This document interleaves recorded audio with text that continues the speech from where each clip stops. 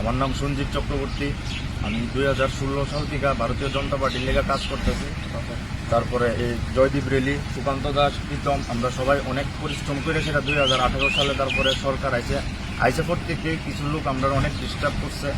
আর এখন 4 বরজলাতে একটা জয়নিং সভা প্লাস বস্ত্র বিতরণের একটা অনুষ্ঠান আজকে আয়োজন করা হয়েছে। কিন্তু এই সভাটারে নষ্ট করার লেগে কিছু দুষ্কৃতীরা আমরা হুমকি দিতেছে।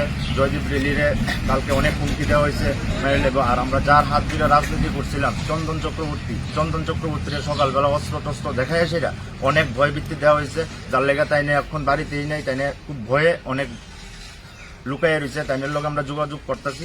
আর সুকান্ত দাস শক্তি কেন্দ্রের ইনচার্জ, জয়দীপ রেলি শক্তি কেন্দ্রের ইনচার্জ 4 বরজলা মণ্ডলের। আর আমি 2016 সালে রাজ্য কমিটিতেও ছিলাম, তারপরে ডিস্ট্রিক্ট কমিটিতেও কাজ করছি, আর এখন বর্তমানে মণ্ডল কমিটি